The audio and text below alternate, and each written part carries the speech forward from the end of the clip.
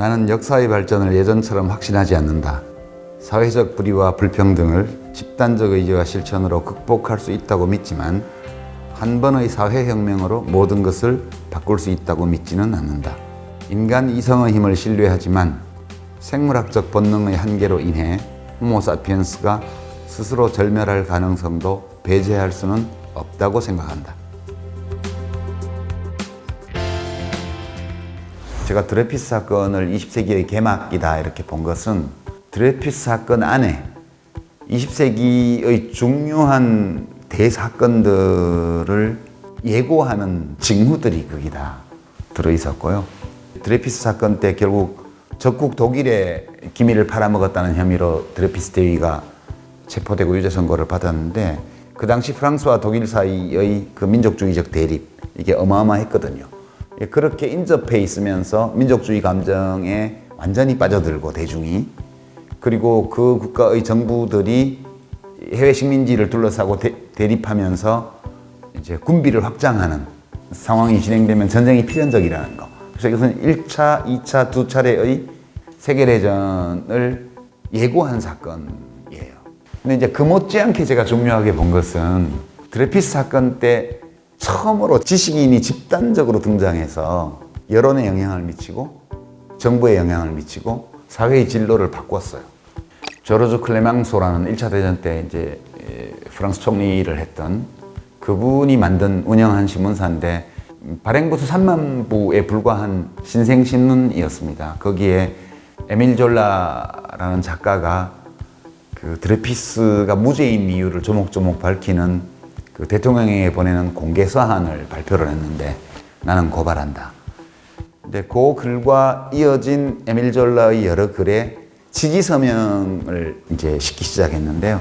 문화예술인, 작가, 화가 이런 분들도 있었지만 박사, 교수, 대학원생 뒤에 학위를 명기한 사람들이 줄줄이 연서명을 하면서 여론에 영향을 미치기 시작합니다. 그러니까 전공을 가지고 학위를 취득한 어떤 분야에 대해서 전문적인 지식과 정보를 보유하고 유통시킬 힘이 있는 사람들 이 집단적으로 드레피스 사건에서 결집해서 드레피스의 무죄를 주장했던 재심 요구파나 또는 그걸 반대했던 민족주의적인 재심 반대파나 다 마찬가지로 그 중심에는 지식인들이 있었어요. 공공성을 지니고 있는 언론기관들이 누구나 인정할 수밖에 없을 그 보도의 4가지 원칙, 미디어 운영의 4가지 원칙은 20세기 역사의 산물이고요. 그리고 지식인 집단이 미디어를 통해서 활동하는 과정에서 경험적으로, 이론적으로 얻어진 그런 원칙이고요. 신문, 잡지, 방송과 같은 전통 미디어들은 앞으로도 계속해서 지켜나가야 될 원칙이라고 봐요. 이게 그 언론인 손석희 씨의 지론이었는데요. 언론은 첫째 사실 보도를 근본으로 해야 된다. 가짜뉴스라든가 사실이 아닌 거 이런 걸 가지고 보도하면 안 된다. 철저하게 사실을 토대로 보도한다. 이제 두 번째는 이해관계에 관해서는 공정해야 된다. 세 번째는 서로 다른 이념을 가진 사람들, 사상을 가진 사람들이 함께 살고 있잖아요. 그래서 이게 부딪힐 때는 사상 이념 면에서는 균형을 유지를 해야 된다. 네 번째 하나 더 품격이 있어야 된다. 한편에서 뉴미디어들이 아무런 원칙도 없이 막 폭발하고 있고 그리고 전통 미디어들은 그 전통적인 미덕을 스스로 해치고 있고 이런 것들 때문에 이제 공론의 장이 매우 혼탁해졌죠. 근데 이제 1인 미디어들은 첫 번째와 네 번째를 지켜야 돼요. 사실에 기반을 두고 1인 미디어를 해야 되고 그 다음에 품격을 지켜야 돼요. 근데 이 공정과 균형에서는 좀 달라요. 왜냐하면 1인 미디어들은 자기 주장을 하는 거기 때문에 이분들은 언론과 달리 모두의 것이 아니잖아요. 자기 신념을 전파하고 자기 이익을 주장하는 그런 대한 미디어들이 서로 경향을 달리하면서 수없이 많이 존재하기 때문에 균형이나 공정성은 전체적으로 이루어진다는 거죠. 모두가 그렇게 할 자유가 있다면. 그러니까 인간이 가진 감정은 양면이 다 있는 것 같아요. 그 애향심, 애교심부터 시작해서 다 이게 부족 본능인데 부족 본능은 나와 이게 우리와 다른 사람들 가르려고 하는 본능이에요.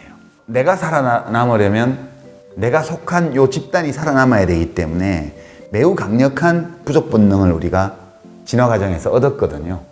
20세기를 통해서 이 부족 본능의 발현 형식이 어떻게 정착이 됐냐면 국민국가 체제로 정착이 된 거예요. 국민국가. 약 200여 개의 국민국가로 호모사피엔스가 쪼개졌습니다. 근데 이 국민국가에 속해 있는 호모사피엔스의 능력이 너무 대단해요. 막 탄소도 엄청나게 배출하고 플라스틱도 엄청나게 배출하고 핵무기도 막 만들고 대륙간 탄도탄도 만들고 막 온갖 걸 다 해요. 근데 이게 문제는 글로벌하단 말이에요. 이산화탄소나 메탄가스 이런 거를 어디서 배출하든 상관없이 지구온난화를 일으키거든요. 문제는 글로벌한 문제를 일으키면서 우리가 사는 조직 단위는 국민국가예요.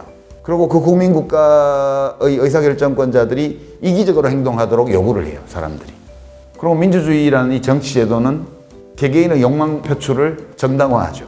이렇게 되니까 문제 해결이 안 되는 거죠. 그래서 인류가 망한다면 이 부족 본능 때문에 망하리라고 저는 보는 거죠. 이 국민국가라는 형식으로 20세기를 통해서 정립된, 표현된 이 부족 본능, 어마어마한 지성적 능력을 가지고 있는 호모사피엔스가 이 부족 본능에 묶여서 자기가 이렇게 문제를 해결 못하고 절멸되는 거 가능한 일이죠. 모두가 다 자기의 삶에만 세심하게 신경을 쓰는 동안 문제는 계속 쌓여서 절멸될 때 이게 이렇게 되었네 하고 속절없이 절멸하는 거죠. 이제 그런 점에서 EU는 제국과 유사한 질서를 합의에 의해서 만든 사례예요. 이 인류 역사에서, 문명의 역사에서 한 번도 제국이 정복전쟁을 통하지 않고 제국이 만들어진 적이 없습니다. 모든 제국은 물리적인 폭력으로 만든 거예요. 근데 유럽연합이 처음으로 완전한 제국은 아니지만 초국가 조직을 합의를 통해서 만들어냈어요. 이거는 대단한 거죠. 그러니까 유럽은 고대 아테네 이후에 2500년 동안 계속해서 전쟁에 시달렸다고 보는 게 맞아요.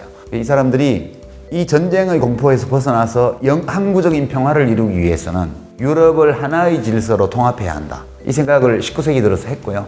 그 20세기에 두 번의 세계전쟁을 거치면서 그때 확고해졌고, 처음에 석탄, 철강 공동체부터 시작해서 차근차근 50년 동안 이걸 밟아가지고 국가 주권의 상당 부분, 통화 주권이라든가 그 다음에 국경 통제권 이런 걸 다 포기를 하고 유럽연합에 넘겨주고 유럽연합 안에 있는 개별 국민국가로 이렇게 위치를 잡았죠. 유럽연합은 유럽인들의 수천 년에 걸친 전쟁에 대한 악몽을 토대로 해서 일찍부터 발전시켜온 민주주의의 경험, 수준 이것에 의지해서 적어도 글로벌한 문제는 아니지만 유럽의 공통적인 그런 문제들을 국민국가의 경계를 넘어서서 해결해 보려는 용기를 냈고 그것이 가능하다는 확신을 가졌고 합의를 통해서 그걸로 갈 수 있었다. 그 점이 중요하다고 보고요. 유럽연합 수준의 세계 정부를 만들 수 있다면 우리가 기후위기나 핵폭탄으로 인한 지구 생태계의 절멸 이것을 막을 수 있을 것이다. 그런 아주 좀 가느다랗지만 희망이 아주 없지는 않다. 독자 여러분, 저 거꾸로 읽는 세계사 전면 개정판에서 저는 20세기 세계사에 대한 교양 지식을 최대한 재미있게 전달을 하기 위해서 노력했고요. 이 책에 등장하는 수많은 인물들의 삶의 이력들을 만나다 보면 감정적으로 이렇게 공감이 되는 어떤 지점들을 찾으실 수 있다고 저는 생각해요. 여기까지 찾으시면 책 읽으신 보람이 100% 있는 거거든요. 교양 지식과 재미와 조그만 감동까지도 함께 여러분이 느끼실 수 있다면 글 쓰는 사람으로서 크게 기쁜 일이 될 것 같습니다. 고맙습니다.